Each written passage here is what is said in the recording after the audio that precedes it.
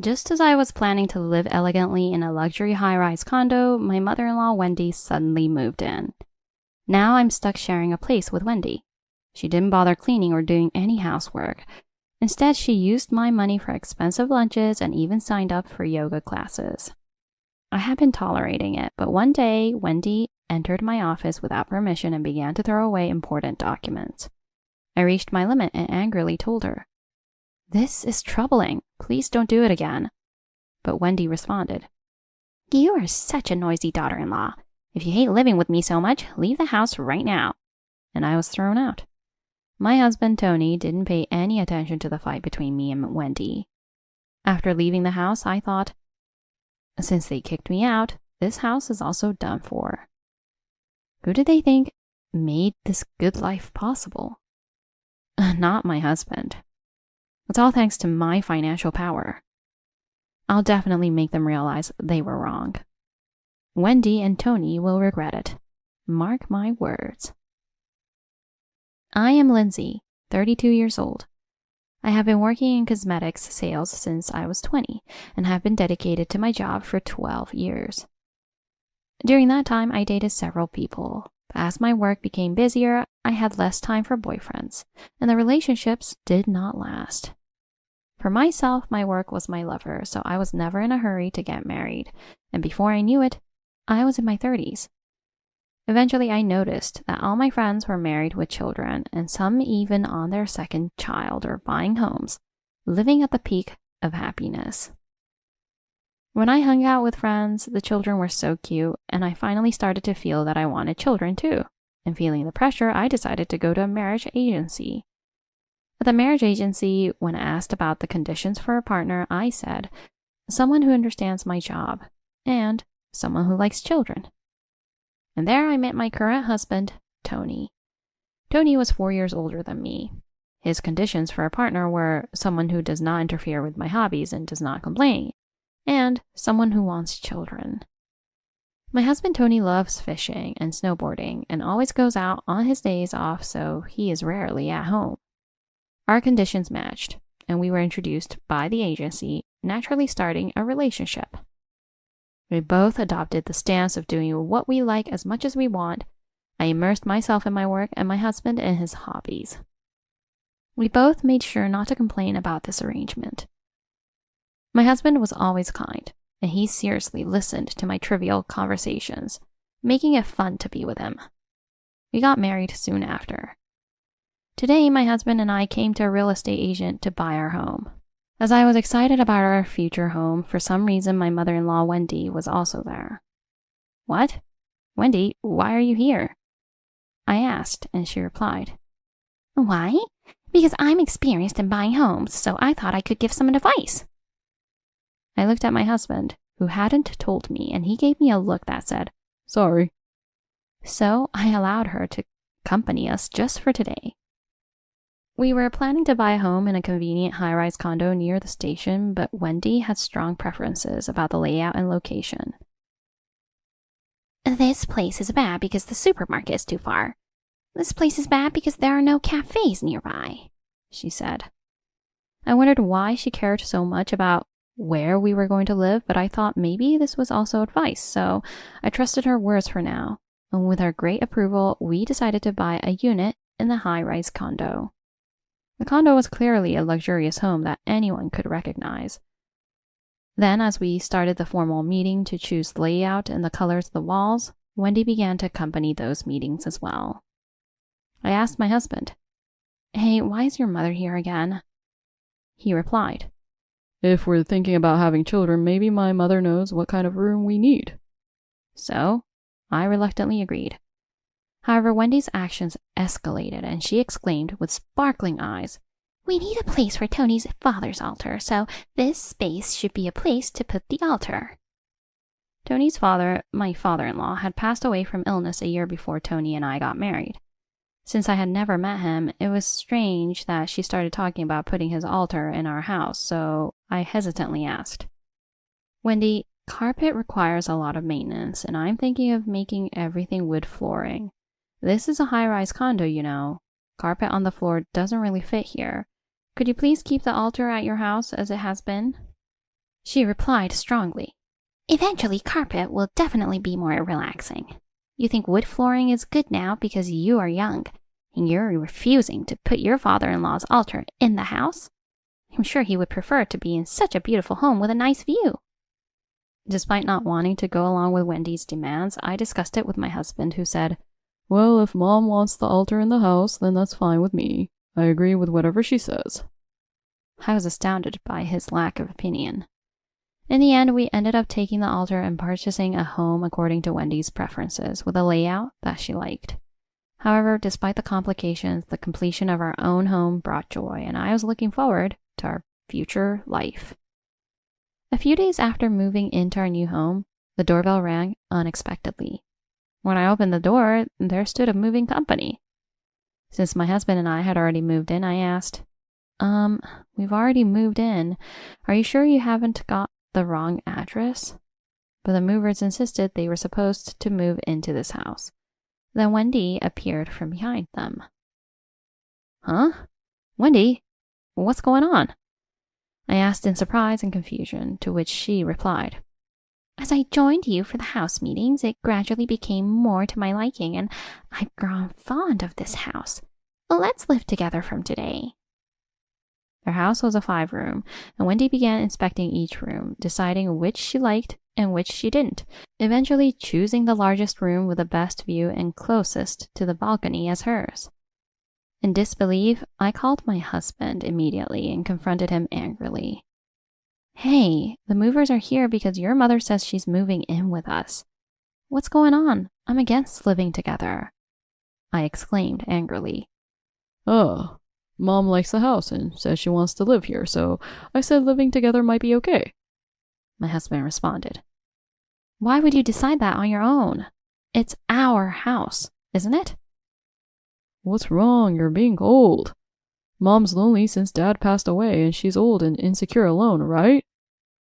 he replied, and it seemed the decision to live together had already been made between him and his mother. While we were arguing, Wendy came over and said, "What are you fighting about? Come on, move out of the way. You're obstructing the movers. Hurry up and clear this area." The movers, following her directions, swiftly moved her belongings in. "Put this chair here. The altar goes here." And in no time, Wendy's move was complete. My plan to save the one space for a future child felt futile, as I could only stand and watch Wendy busily giving instructions. Eventually, we started living with Wendy semi-forcibly. However, if we were to live together, I wanted to establish some rules, so I called my husband and Wendy for a family meeting. "Wendy, I understand we're living together for now, but I want to set some rules." "Rules? What kind of rules?" "I value my work, so please don't interfere with it. No complaints about coming home late or about my job. Also, please don't enter my office since it has important documents. And please do your share of the household chores. I'll do what I can, but I want us to share the load so it doesn't burden anyone too much," I explained. "You really are a noisy child. I'm your mother-in-law, so you should just listen quietly. Making an old woman do chores, how ungrateful," Wendy muttered her complaints. Amidst our argument, my husband remained oblivious. Frustrated with him too, I said, "I've made my point clear," and left the room. One day, after coming home from work, despite the established rules, Wendy complained, "Lindsay, aren't you coming home too late? Tony and I are hungry." I looked at my husband and said, "Hey, why aren't you doing anything, Tony? I asked you to help with the chores, right?" But Tony simply said, "Oh, sorry," and quickly retreated to his room. Left alone with Wendy, who was complaining, I responded, "I sometimes work overtime, and there are days when I will be later than today, so I can't come home earlier." Wendy argued back, saying, "What? You want an old woman to do the chores?" "All right, I'll cook today, but don't expect dinner to always be ready from now on," I said, and proceeded to cook. That night, I told my husband, "Tony, since you finished work earlier, you should cook for your mother too." But he replied, "I don't mind how late dinner is. I'll tell Mom if it's late, she can cook." I started to argue back. "That's not the point." But my husband just said, "That's how it is. I'm tired and going to bed. Good night," and dived into bed. When this happens, I can't talk about anything anymore. In this way, I was able to make dinner for Wendy and Tony after work and deal with housework and work every day. Although Wendy was at home every day, she did nothing around the house. Not cleaning, not doing laundry, nor cooking. Instead, she would go to yoga once or twice a week and spend other days having lunch with neighbors, living quite a leisurely life. Then the next day, when I returned from work, Wendy unusually did not complain about me being late or about the household chores. I was relieved, thinking that Wendy had finally come to understand me. However, when I entered her office to work remotely, I noticed that essential documents I needed were missing. Also, items that were usually kept in the same place, such as my pencil case and laptop charger, were in completely different spots. Realizing that someone had entered my room, I confronted Wendy immediately. "Wendy, did you go into my office? I told you not to enter because there are important documents in there." I raised my voice more than usual, but she replied, frowning, "What's with the noise as soon as you get home? I was just tidying up your room." Why would you do that without asking? Moreover, there were documents essential for my work that I couldn't afford to lose. "Do you know anything about them?" I asked. "Could it be these?" To my horror, Wendy brought out the work documents from the trash can. I had reached her limit after Wendy had entered my room without permission and even thrown away vital work documents. "This really causes trouble. Losing those affects my credibility. Please never do this again," I yelled at Wendy. Yeah, I got it. Such a nagging daughter-in-law who loves to bully an old lady. Who do you think allowed you to live in such a nice room? It's all thanks to Tony's income, isn't it? All you do is work, and you don't even earn much," Wendy retorted. I wanted to argue back, but I no longer had the energy. Wendy continued. "If you hate living with me so much, you should leave this house. It's the house Tony signed for. After all, I was the one who gave birth to Tony. That means I am the most important." Wendy was making no sense and started packing my belongings and threw a bag at me. "Here, I've packed some of your things, so get out now," she shouted loudly. I realized I could no longer continue living with my indifferent husband and Wendy, and I decided to leave the house as she had demanded. After I left, a week, 2 weeks, even a month passed without any contact from my husband. My husband had changed since he started living with his mother. I had thought he was kind and fun to be with. I was saddened to realize that to my husband, my absence from the house for a month didn't matter at all. I had endured because I wanted to value my marriage, but I had had enough. "Kicking me out, that house is finished too," I muttered to myself. About half a year after I left the house, I received a phone call from Wendy. "Lizzie, it's a disaster." I could tell she was panicking even over the phone.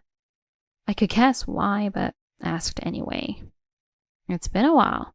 What's the matter?" "The rent hasn't been paid, and the guarantor company has called several times," she explained. "Oh, is that so? And?" I asked a bit spitefully. "When I asked Tony, he said you had always paid everything in full. If so, please continue to help." Wendy almost cried out. Yes, I had launched my own cosmetics brand and was the CEO. Before marrying Tony, I had promoted my brand cosmetics on social media, which became very popular when used by a trending influencer, leading to a massive buzz. My business was now expanding. The company was listed, and honestly, I was not struggling financially at all. Once the company was on track and I felt settled, I decided it was time to think about marriage and having children.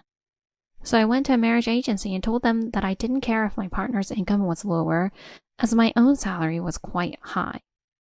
That's where I met and married Tony. Thus, I had been paying the rent, utility bills, and living expenses. Despite paying for everything, I was financially comfortable and did not mind the burden. Yes, that's right. I earned more than Tony, so I paid for the rent, utilities, and living expenses. Maybe Tony was spending his salary on his hobbies? But it's over now. You were the one who kicked me out, weren't you? "Why didn't you tell me you were paying for everything? If I had known that. Wendy hesitated to continue. So you're saying if I had paid, you wouldn't have thrown out my important documents, made snide remarks, or kicked me out of the house? I asked. Well, not exactly. Anyway, do something. You are Tony's wife, aren't you? It's a wife's job to listen to her husband's mother's requests. Wendy continued to rage. Apparently, she still doesn't understand the situation. No, haven't you heard? I divorced Tony. He was having an affair. He made me pay all the living expenses while he was cheating on me with another woman. So, I hired a lawyer and won the divorce decisively. He is a stranger to me now. Tony used to say before we married not to interfere with his hobbies, so I respected that. But when he said he was going fishing or snowboarding, he was invariably cheating. Moreover, he had me transfer living expenses as if nothing was wrong. By chance, my parents witnessed Tony's affair, which led me to hire a detective, and the investigation confirmed my suspicions. Honestly, since he showed no interest in me, often came home late during the week, and was rarely home on weekends, I wasn't too surprised, thinking that might be the case. More than anything, I was relieved that I could divorce and wouldn't have to live with a mother-in-law like her anymore. With all that said, I have no reason to continue paying that house's rent. In the beginning of our marriage, to make him feel respected, I let the lease be in my ex-husband's name. Therefore, I'm not the leaseholder, so I'm completely uninvolved. When I told this to Wendy, I could hear her crying out. What should I do about living? Tony hardly comes home these days and can't pay the rent. I responded, That's the situation then. Thank you for everything up to now, and hung up the phone. Afterward, Tony and Wendy couldn't pay the rent and ended up selling the house. Now they live in a rundown apartment. She has called me several times since then. No matter how many times I ignored her calls, she kept calling persistently. So I finally answered once, only for her to say, I want to live in that big house like before. Go to yoga classes. I'll do the chores properly, so please, come back. And, I was wrong. I'm truly sorry. Tony's working nonstop and hardly comes home. Please, come back. She kept begging me.